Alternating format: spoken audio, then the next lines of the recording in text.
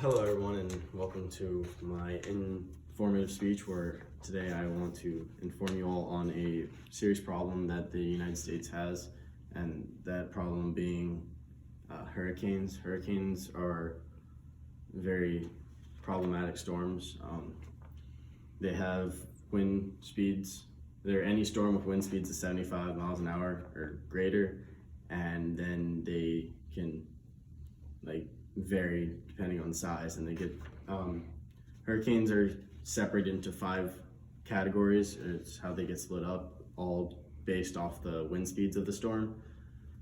Category 1 hurricanes have, or before category 1 you have tropical storms, and tropical storms are storms with wind speeds between 35 miles an hour and 75 miles an hour. These storms are the step before actual hurricane, and people just watch these storms to see if they'll end up becoming any real threat, being a hurricane.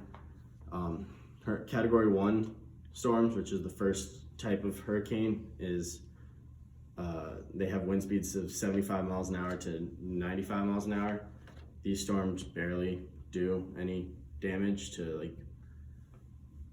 they do damage, but not like an extreme amount. They just basically damage the smaller vegetation and stuff. Category 2 hurricanes have wind speeds of 96 miles an hour to 110. These storms deal more damage than the category 1, but it's nothing really extreme. We're talking damaged mobile homes and more damage to vegetation and trees and stuff. Then you have category 3 hurricanes. These storms have wind speeds of 111 miles an hour to 130. Category 3 storms will do quite a bit of damage. Even it's more of a storm that you start to really have to prepare and worry about, rather than just think, oh, let me just put up shutters and get away with it. Category 4 hurricanes have wind speeds of 131 miles an hour to 155 miles an hour. These are extreme hurricanes that cause lots of damage, and you need to start preparing. Some areas are evacuated to avoid anything too bad happening to people. However, it will cause a lot of damage to houses. And then category 5 hurricanes cause catastrophic amounts of damage with wind speeds that are anything greater than 155 miles an hour. Then for each and every single one of these hurricanes, you do need to prepare before with putting up shutters and putting away all loose furniture and stuff that you might have in your yard. You need to get that covered up and inside, that way none of these things blow around and become flying debris that the hurricane just tosses around. Hurricanes are named storms, so each year if a storm starts to get large enough, they get names. So if it basically becomes a tropical storm, it then gets a name. And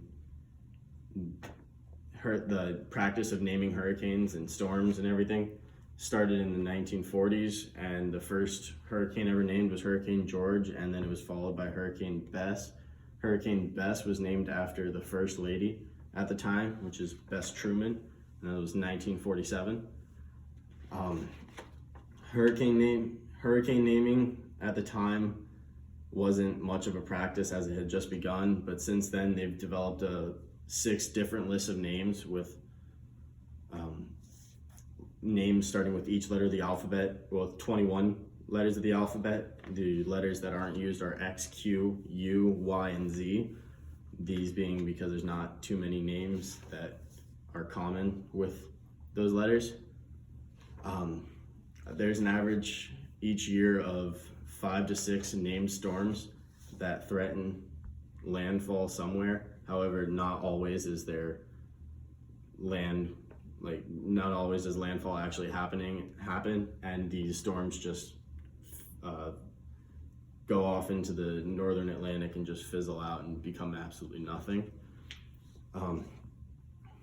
Then with the naming storms and everything, if there does happen to be more than 21 named storms in a year, they end up going to the Greek alphabet, starting with Alpha. And however, that has not happened.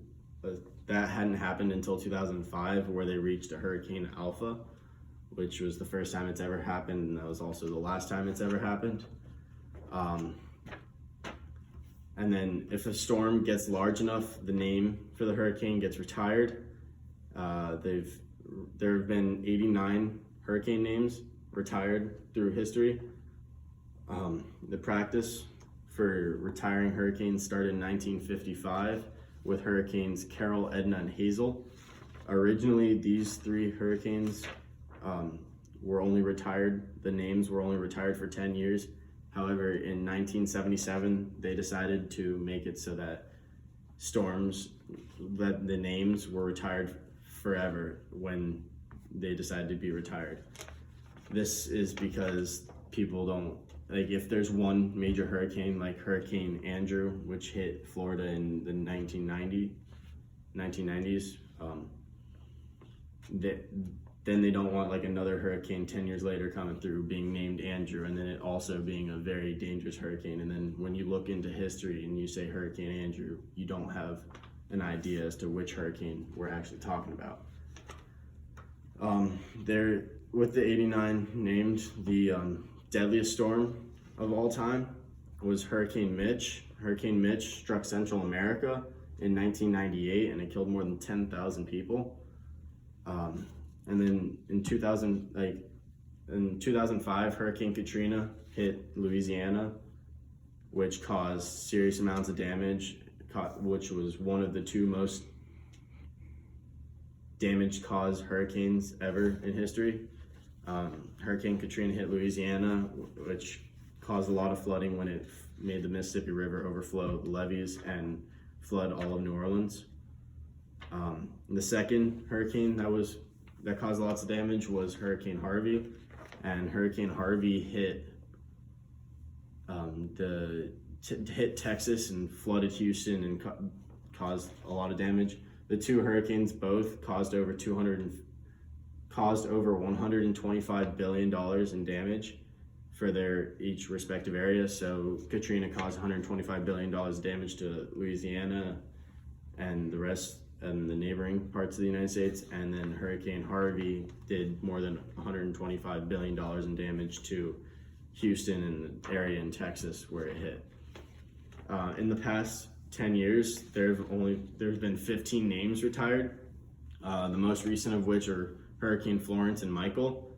Both those storms hit in 2018.